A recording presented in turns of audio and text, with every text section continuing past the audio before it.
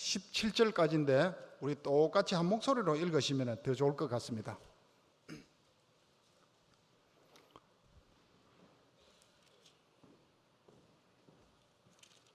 마태복음 26장 6절로 16절까지 우리 똑같이 한 목소리로 읽겠습니다. 예수께서 베다니 나병 환자 시몬의 집에 계실 때에 한 여자가 매우 귀한 향유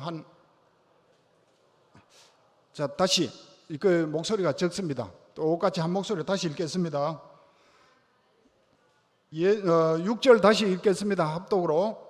예수께서 베다니 나병 환자의 집에 계실 때에 한 여자가 매우 귀한 향유 한 옥합을 가지고 나와서 식사하시는 예수의 머리에 부으니 제자들이 보고 분개하여 이르되 무슨 의도로 이것을 허비하느냐, 이것을 비싼 값에 팔아 가난한 자들에게 줄 수 있었겠도다 하거늘 예수께서 아시고 그들에게 이르시되 너희가 어찌하여 이 여자를 괴롭게 하느냐, 그가 내게 좋은 일을 하였느니라. 가난한 자들은 항상 너희와 함께 있거니와 나는 항상 함께 있지 아니하리라. 이 여자가 내 몸에 이 향유를 부은 것은 내 장례를 위하여 함이라.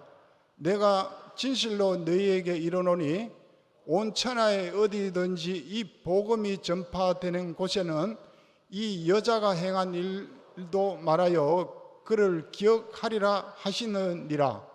그때에 12 중의 하나인 가룟 유다라 하는 자가 대제사장들에게 가서 말하되 내가 예수를 너에게 넘겨주리니 얼마를 주려느냐 하니 그들이 은 30을 달아 주거늘 그가 그때부터 예수를 넘겨줄 기회를 찾더라. 아멘. 우리 이 시간에 말씀 듣는 시간인데 제가 선교사님에 대해 잠시 한 1분만 말씀드릴까 해요.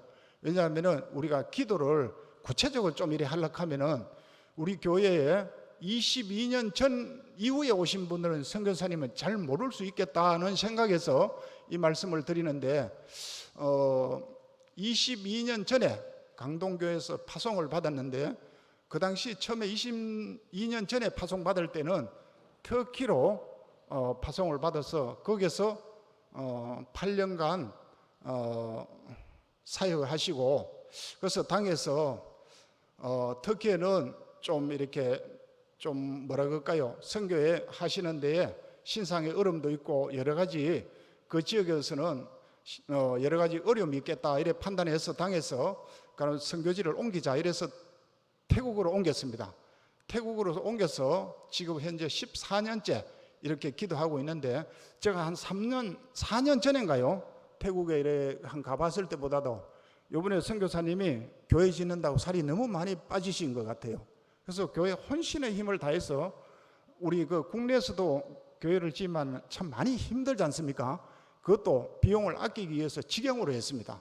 그래서 우리 태국 선교사님이 22년 전에는 아마 파송 받을 때는 아기도 하나 없는 신혼부부로 가신 것 같은데 벌써 옆에 보니까 혹이 4사람이나 달리고 큰애가 대학생이 되고 이랬는데 우리 틈나실 때마다 우리 태국 선교사님과 가족들을 위해서 태국 뉴비전교회를 위해서 기도해 주시면 감사하겠다 싶습니다.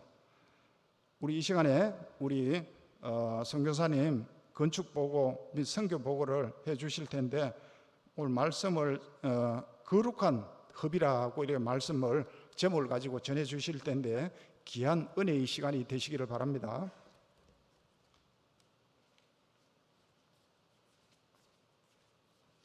할렐루야. 예, 주님의 이름으로 여러분 감사를 드리고 또 여러분에게 인사를 드립니다. 태국에서 사역하고 있는 윤디도 또 고난나 선교사 가정에서 오늘 우리 구미강동교회 오후 예배에 와서 선교 보고를 들을 수 있게 되며 하나님께 영광을 돌리고 또 이 기회를 만들어 주신 우리 당회와 또 선교위원회에 감사를 드립니다. 선교사가 자주는 아니지만 그래도 한국 후원자들 함께 동역해 주신 동역자들이죠.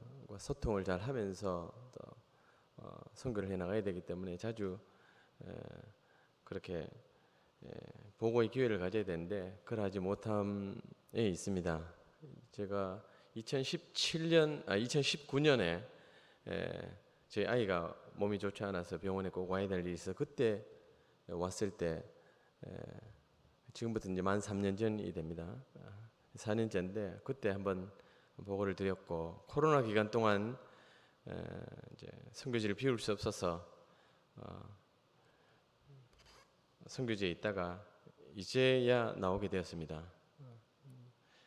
자주 보고 드리지 못하고 인사드리지 못하고 또 상황을 잘 알려드리지 못하는데도 불구하고 기도해 주시고 한결같은 사랑으로 저희들 관심을 보여주신 우리 성도님들께 우리 구미 강동교회 앞에 감사를 드립니다. 시간이 어쨌든 한정되어 있는 관계로 선교 보고를 먼저 좀 준비한 선교 보고를 여러분께 좀 드리면서 또 계속 이야기를 해 나갔으면 좋겠습니다.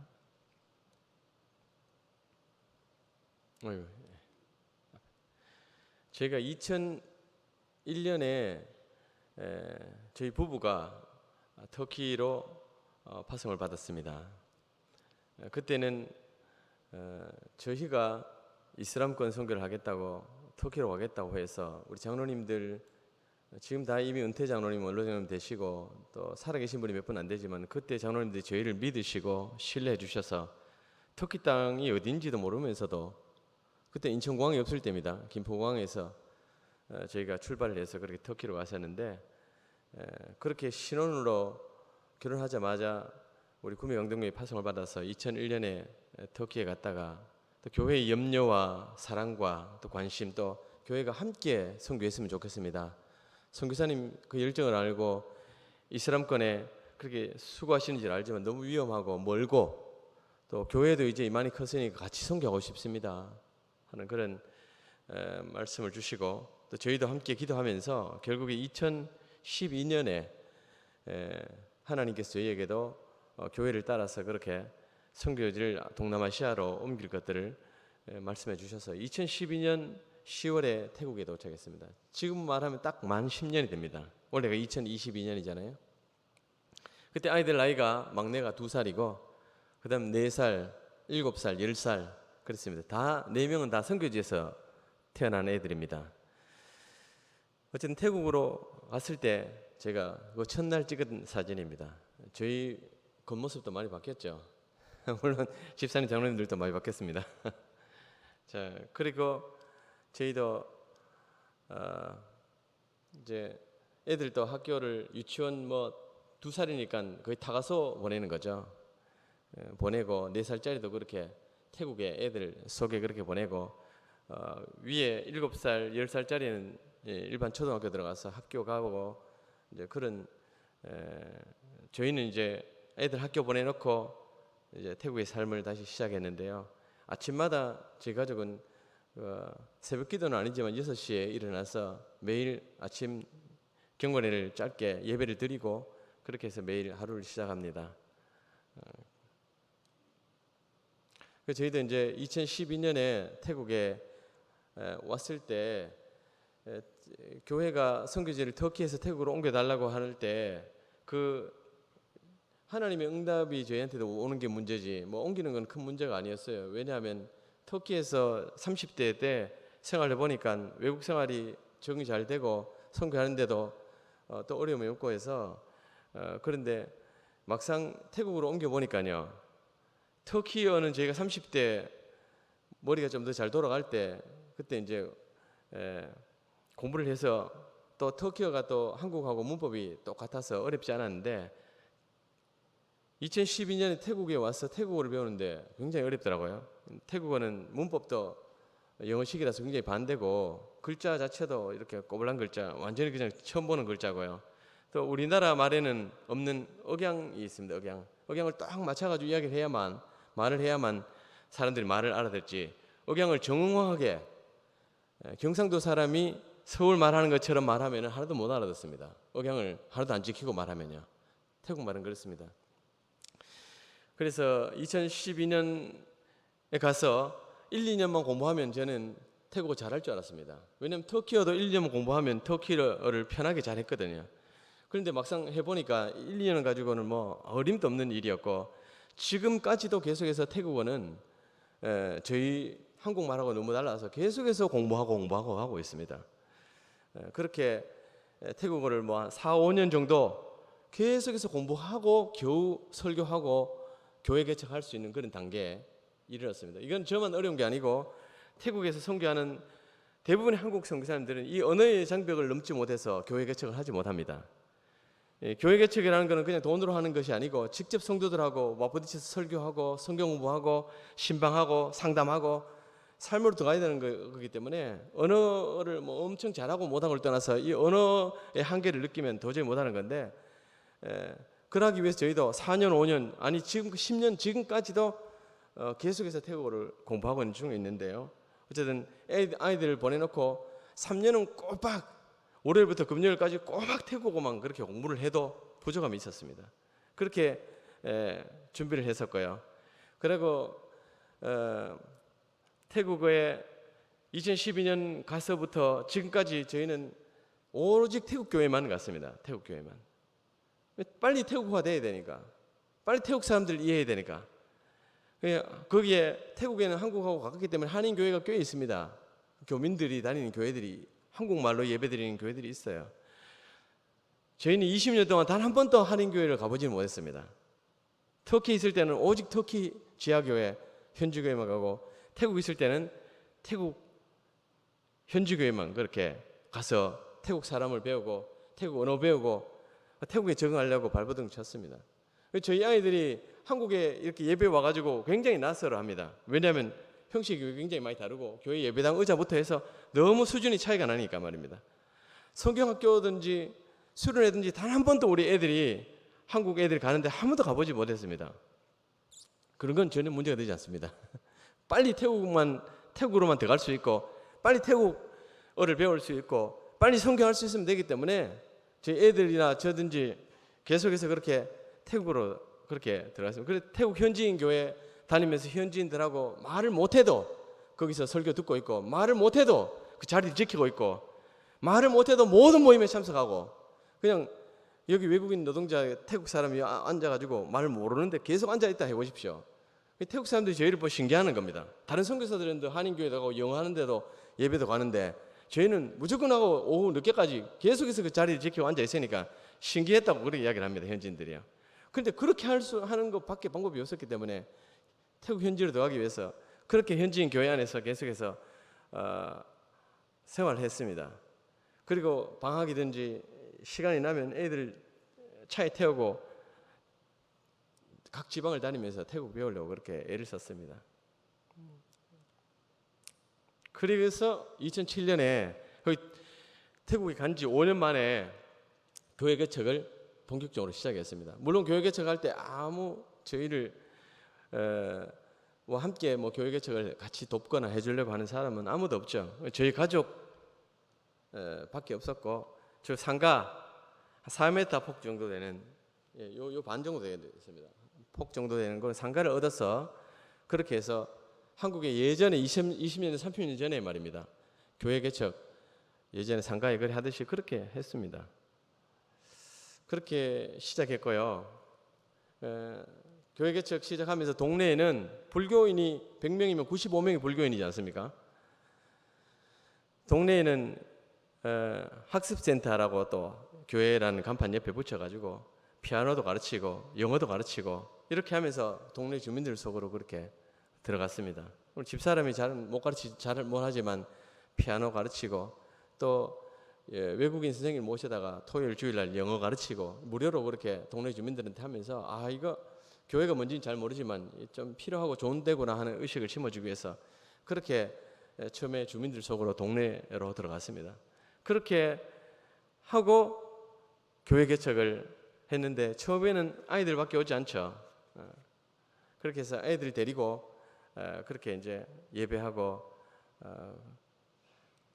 근데 교회 개척 하면서 처음에는 뭐 주일 예배만 그렇게 있었는데 한 명씩 사람 하나님 보내주셨어요. 하나님이 보내주시면서 주일 오전 예배만 있다가 또 주일 오후에 성경 모임도 하게 되고 또 수요일 날은 수요 기도회도 이렇게 하게 되고요. 이 청년들 어른들이 하나님 보내준 사람이죠. 저희가 가서 전도해서 설득해서 저희 능력으로 끌고 온 게 아니고요. 하나님이 보내주신 사람입니다. 이렇게 교회에 들어오게 됐습니다. 그렇게 해서 수요 모임도 수요 예배죠. 수요 모임도 또 주일 오후 성경 모임도 해서 오후 3시까지 늘 모임을 그렇게 같이 했습니다. 물론 주중에는 열심히 신방하고요. 뭐 이거는 기본이죠. 언어가 되든 안 되든 찾아가서 손 붙잡고 기도해주고 일터로 찾아가고 그렇게 하는 겁니다. 그렇게 하면서 2018년, 19년 되면서 사람들이 꽤 그렇게 많이 생겼습니다. 하나님 은혜죠. 그리고 더 중요한 것은 한국에서 저희를 위해서 기도해 주시던 우리 구미강동교회를 비롯해서 또 함께 동역하는 교회들이 여름, 겨울에 단기 선교팀을 보내주셨어요. 그래서 단기 선교팀이 오면 교회가 축제 분위기로 바뀌죠. 물론 선물도 가져오고 특별한 프로그램도 있고 또 안아주고 기도해주고 사랑해주고 하니까 너무 성도들이 혼자가 아니고 격려해 주는 게 너무 좋아하는 거죠. 제 혼자만 격려해 주는데 뭐 외국에서 자기들 얼굴도 모르는 사람들이 와서 안아주고 기도해 주니까 너무 격려를 많이 받는 거죠. 물론 우리 교회에서도 청년들이 2번이나 그렇게 찾아오셨고 또 우리 경북노예 남전도에서도 저희 교회를 통해서 또 산에 교회도 같이 짓고 하면서 그렇게 짓고 산에 가서 단기 선교할 때는 저희 교회 교인들 현지 교회 말입니다. 현지 교회 교인들하고 우리 청년들하고 같이 데리고 가서 함께 산에 가서 또 산족들 상대로 선교도 하고 그렇게 했습니다. 그렇게 하면서 제가 생각에는 여름에 일주일 동안 와서 보고 가셨던 분들이 돌아가셔가지고 기도해 주시고 돌아가셔가 잊지 않으시고 또 어떤 분들은 헌금을 보내주시고 또 어떤 분들은 한 번씩 페이스북을 통해서 현지인들하고 짧은 영어로도 소통해 주시니까 교인들이 굉장히 격려를 많이 받고 그러면서 교회가 계속해서 부흥해 왔습니다.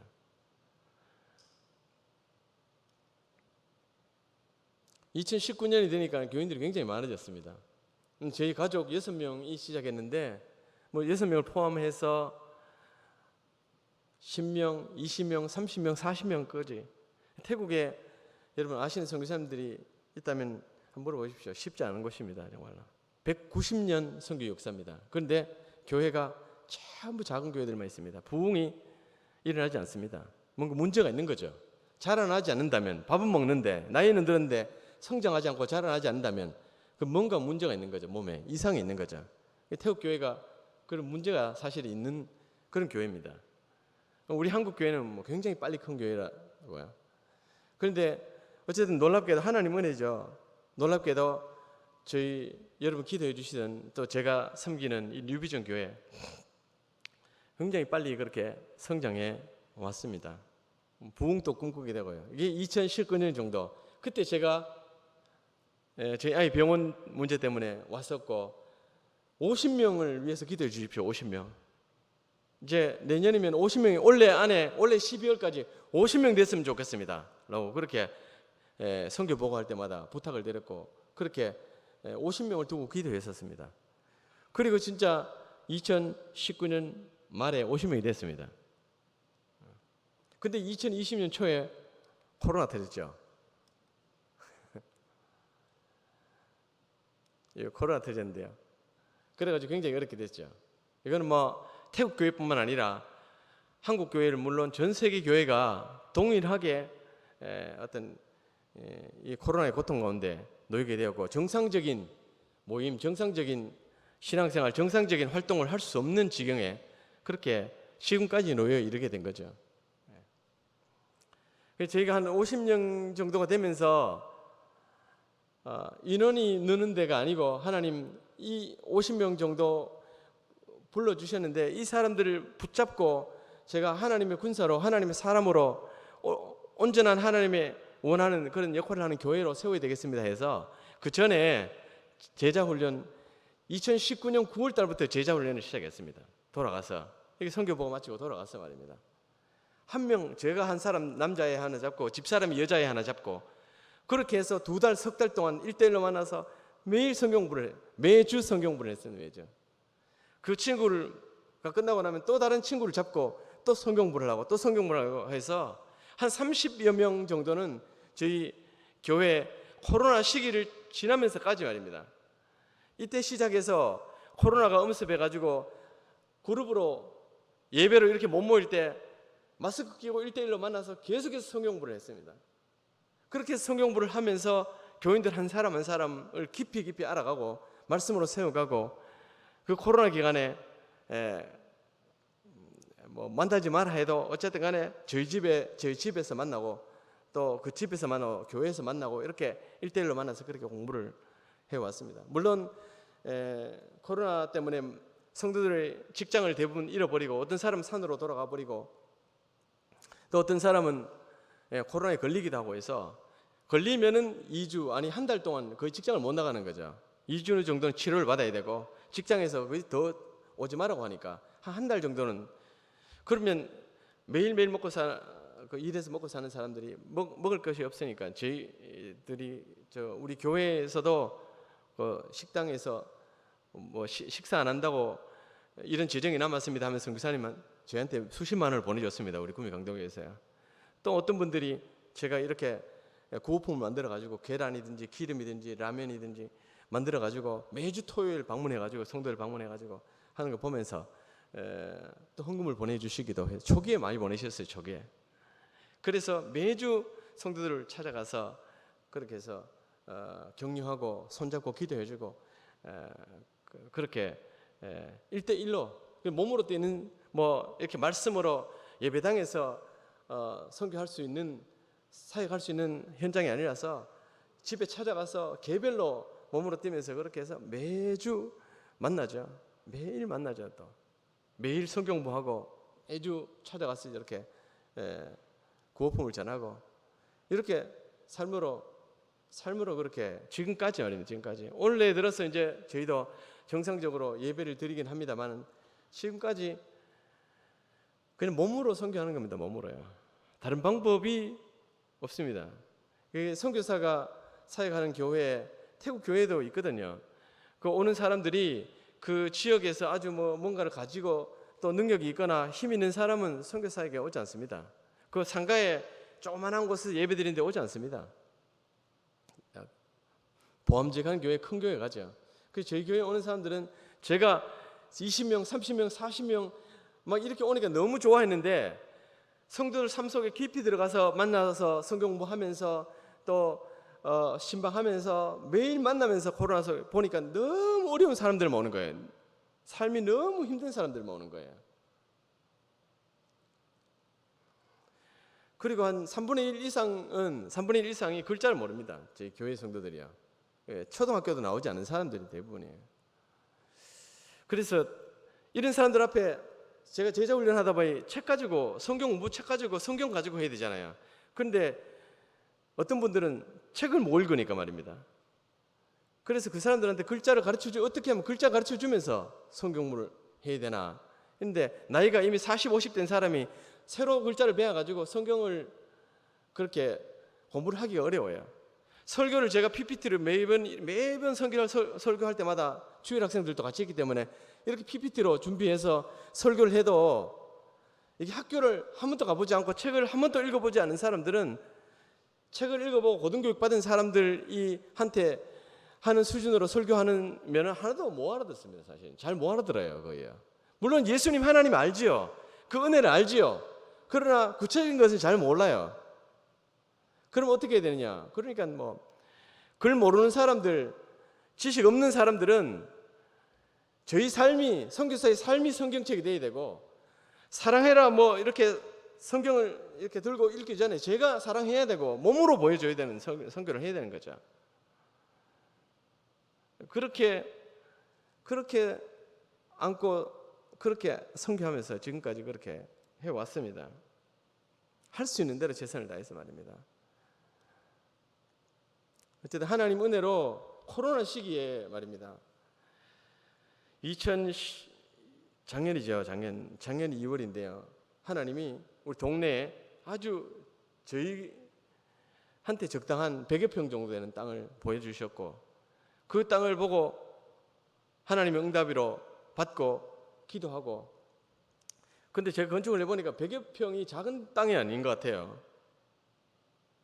그거 들어가서 사는 건 쉬운데 그걸 지어가지고 3층 건물을 지어가지고 가는 거는 제 같은 사람은 할 수 없는 그런 일인데, 어떻게 제밖에 할 수 없다 보니까, 제밖에 할 수 있는 사람이 없다 보니까, 능력이 있어서 하는 게 아니고 제가 할 수밖에 없는 일이니까 어쩔 수 없이 그렇게 뭣도 모르고 그렇게 하게 된 겁니다. 건축을요. 필요하니까 말입니다. 현재 우리 교회 교인들은 지식 수준도 낮고 자기 집이 있는 사람 아무도 없습니다.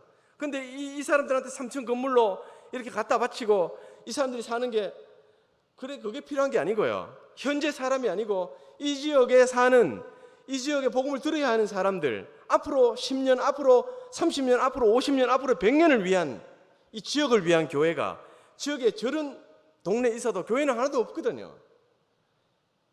앞으로 미래를 위해서 교회가 있어야 되겠다.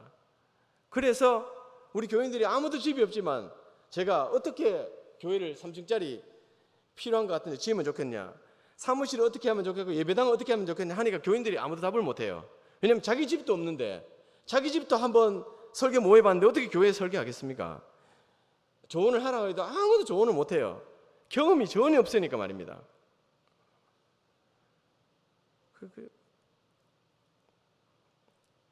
어떻게든 저 그림이 나왔습니다. 건축업자가 아니고 기도하면서 1층은 우리 가난한 교인들, 교회에 오면은 교회에 와가지고라도 마음 편하게 좀 쉬고 시원한데, 주일이라도 좀 예배 드리고 섬기더라도 좀 시원한 데 있다가 밥도 잘 먹고 그렇게 돌아갈 수 있도록 하기 위해서 1층에 쉼터 만들자.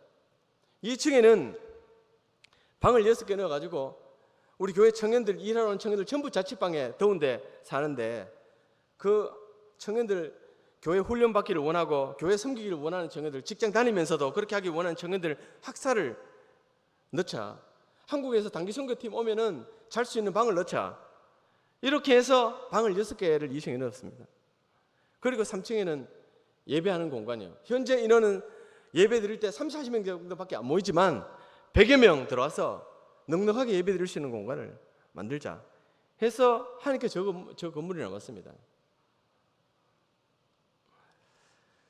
그리고 지난 1월 달에 시작해서 말입니다. 공사를 시작해서 지난 주일날 헌당 예배를 드렸습니다. 1층, 2층, 3층으로 아까 이 비슷한 건물로 말입니다. 6달 동안 하여간 저희도 건축 현장에 살았습니다. 다른 함께 협력하는 선교사님들한테 말씀을 맡기고 또 그분들한테 교인들을 돌아보는 걸 맡기고 이 건축한 일에 최선을 다해서 그렇게 해서 진을 쏟았습니다. 그렇게 해서 마지막 한 장이 없네. 이런 모양 교회가 나왔습니다.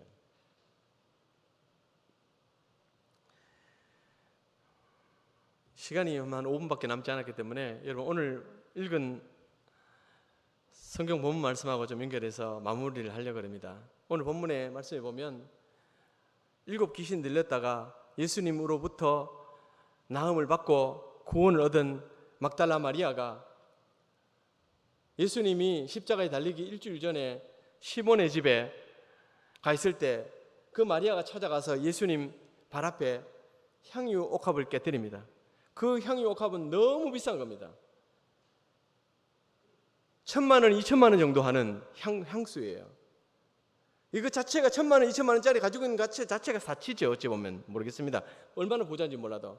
그런데 그거를 1,000만 원, 2,000만 원 하는 건 누구나 다 아는 그 값비싼 향유를 예수님의 발에 부어 자기 머리털로 눈물로 닦을 때 그것들을 본 제자들, 특별히 그 중에 가룟 유다는 깜짝 놀랐습니다. 이것이 지금 1,000만 원, 2,000만 원은 지금 당장에 팔아도 1년치 연봉입니다. 그런 값비싼 향유를 팔아가지고 가난한 사람들한테 나눠주면은 수백 명이 예수님을 찬양하고 수백 명이 예수님한테 고맙다 그러고 예수님의 이름이 널리 퍼질 건데, 이걸 갖다 예수님 발 아래 이를 분들, 이 무슨 의도로 이런 허비를 하느냐라고 했습니다. 그러면서 붕괴했다고 되어 있습니다. 붕괴했다고. 그런데 예수님은 전혀 붕괴하지 않고 그 여인을 칭찬하면서 이 여인이 한 이 일이 복음이 전해지는 모든 곳에 이 여인이 한 이 일이 기념되어야 된다고 했습니다. 기념되어야 된다. 제자들은 이 여인이 향유 옥합을 깨뜨린 걸 보고 뭐라 하냐면, 무슨 의도로 이것을 허비하느냐 그랬습니다. 허비. 꼭 그렇게 예수님을 별나게 믿어야 될 필요가 있습니까? 꼭 그렇게 사랑을 표현해야만 그 사랑이 표현되는 겁니까?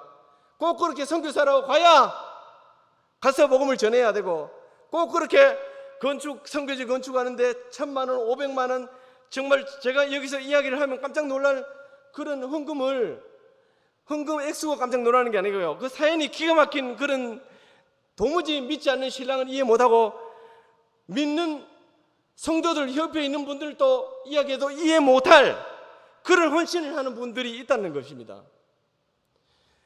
여기에 예수님의 제자들이 전혀 바리새인들이 아니고요, 예수님의 제자들이 붕괴했다고 되어 있습니다.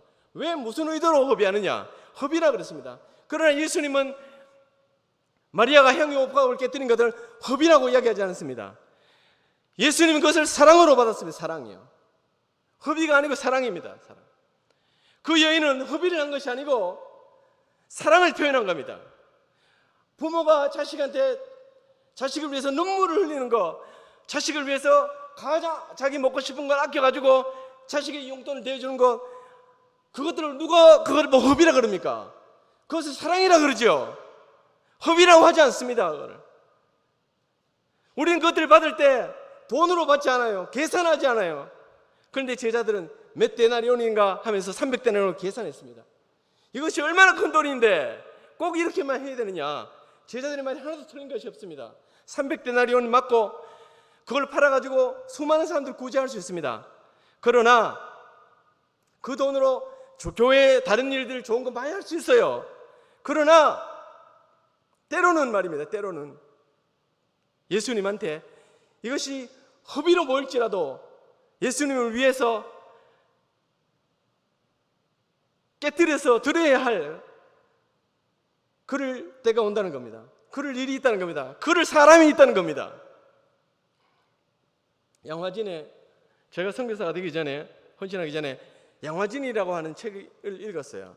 상권학원을 그려야 되는데, 거기 보면 우리나라 선교를 위해서 온 그 선교사들이 서울 마포에 가면요, 강둑에 보면은, 한강둑에 보면은 거기 양화진이라는 곳인데, 거기 150명의 선교사들이 모였는데, 선교사 거기는 아기도 있고 거기는 아가씨도 있고 할머니도 있고 선교사 가족들이 묻혔어요. 그 가족들이 여기 와가지고, 한국 와가지고 선교할 때 그 죽었는데 다 늙어서 죽은 게 아니고 여기 와가지고 일주일 만에 전염병 걸려 죽은 사람이 있습니다. 여기 한 달 와가지고 이질 걸려가 보고만 자고 못 전해보고 이질 걸려 죽은 사람도 있어요. 물에 빠져가지고 선교사가 복음 전하러 가다가 물에 빠져가지고 죽은 사람도 있습니다. 그런 사람들 그거 묻혀 있어요. 그런데 그 사람들의 부모나 그 사람들의 가족들이 생각하면 그 허비입니다. 허비. 그 사람들이 아무런 미국에서 여기 올 때 몇 달 배를 타고 구토를 참아가면서 왔습니다. 호주에서 왔습니다. 그런데 그분들이 여기 와가지고 한국에 와가지고 선교도 해보지 못하고 물에 빠져 죽고 병에 걸려 죽고 자기 자식을 잃고 남편을 잃고 캐나다로 돌아갔다가 다시 돌아온 그런 선교사도 있습니다. 인간적인 눈에서 보면은 허비예요. 허비. 그렇게 하지 않고도 예수 믿을 방법이 있고 그것 말고도 더 지혜로운 방법이 있어요. 그런데 왜 그렇게 합니까? 자기 인생 계산해서 그렇게 한 것입니까? 그 돈 계산하면 헌금할 수 없어요. 자기 인생 계산하면 그거 드릴 수 없습니다. 계산할 수 있습니다. 그러나 그분이 계산해봐도 이것으로 드려도 아까워. 이것으로 드려도 더 드려야 돼. 더 드려야 돼. 그렇기 때문에 기꺼이 그렇게 주님께 드렸는데 세상 사람들이 볼 때는 허비라고 볼 수 있어요. 허비요. 아니 믿는 우리가 봐도 저 집도 가난한데, 자기 집도 가난한데, 자기 남편이 저래 반대하는데 무슨 헌금을 선교지 건축한다는데 안 하면 뭐 누가 뭐라 그러나고. 근데 그렇게 하십니까? 왜 그렇습니까? 예수님 사랑하기 때문에 그렇습니다. 사랑 때문에 그렇습니다. 허비하려고 하는 게 아니고 사랑 때문에 그런 거라고요. 정말로 허비왕은 누굽니까? 아무 쓸모없는 지옥에 던져져야 될 이 죄인인 저희를 구원하시기 위해서 이 땅에 오셔가지고 십자가에서 못 박히신 그 예수님, 그 하나님의 허비왕이지 않습니까? 허비. 그것이 진정한 허비이지 않습니까? 예수님이 일주일 뒤에 십자가에 못 박히는데, 십자가에 못 박힐 일이 없는데 계산하면 우리는 예수님의 저울에 달릴 수도 없는 그런 사람이에요. 예수님을 주고 바꿀 수 없는 사람들이에요. 그런데 예수님이 자기 온몸을 던지시고 하나님이 온 하늘보살을 던지시고 이 땅에 오셔서 우리를 위해 허비하셨습니다. 예수님이 허비왕이에요. 그 허비의 사랑을 우리가 받았습니다. 그 사랑을 아는 사람, 그 사랑을 경험한 사람, 그 사랑에 눈물겨운 사람은 향이 한 옥합이 아니고 두 옥합, 세 옥합이라도 깨서 드려도 아깝지 않은 것입니다. 사랑은 계산에 들어가기 시작하면 그 사랑은 이미 식은 겁니다. 머리를 굴리기 시작하면 식은 거예요. 온전한 사랑이 아닌 거예요. 사랑하는 여러분, 감사합니다. 정말로 감사합니다. 우리 구미강동교회가 지난 1월에 선교지 저희가 20년 동안 보고를 잘 드리고 인사를 잘하고 하지 않았던 선교사입니다. 오직 선교지 영혼들만 돌보기 때문에 한국에 돌아갈 겨를이 없어요. 정말로 모든 지인을 선교지에 다 빼버리니까 한국에 오면은 잠시 여러분 인사를 할지 뭐라도 제대로 된 인사도 한번 드려본 적이 없어요. 여기 있는 우리 교인들 코로나 때문에 경제적 상황이 얼마나 어려운지를 저희도 듣고 압니다. 예배가 오랫동안 끊겼다는 것도 들었습니다. 제가 인사를 제대로 드리지 못하고 선교지 보고를 제대로 못했다는 것도 인정을 합니다. 그럼에도 불구하고 지난 1월에 여러분 교회가 있는 돈을 가지고 선교한 게 아니고 성도들 한 분 한 분 헌금 작정하고 헌금해서 여러분 저희 선교지에 들어온 돈이 5천만 원이 넘습니다. 5천만 원이 우리 교회에서만 말입니다. 저는 이분들 중에 헌금한 분들 중에 계산하고 한 분들이 거의 없다고 생각합니다. 저한테 무슨 지금 영수증 주고받을 일은 뭐 있습니까? 제가 찾아가지고 왜 안 합니까? 라고 이야기할 일이 뭐 있습니까? 선교 안 하면 그만이지, 헌금 안 하면 그만이죠. 누가 지금 닦고 세웁니까? 그런데 모두가 죄를 향해서 아니고 죄가 아니고 말입니다. 주님 앞에 내가 이만치를 해야 안 되겠나? 이만치를 해도 계산해 보니까 부족하다 하면서 그런 마음으로 헌금해 주신 것이 5천만 원이 넘어요. 5천만 원이요. 선교는 선교사 혼자 하는 게 아닙니다. 선교는 선교사가 하는 게 저는 아니라고 생각합니다. 왜 터키에 있을 때 저보고 동남아로 옮기라 할 때 2년 동안 기도했습니다. 하나님, 교회가 이렇게 원하는데 어떻게 하면 좋겠습니까? 주님 응답해 주십시오. 네가 원해가지고 네가 결정해가지고, 물론 주님이 준 마음이죠. 교회는 그때 잘 말하자면 터키 갔지. 그런데 이제 교회하고 함께 선교해라.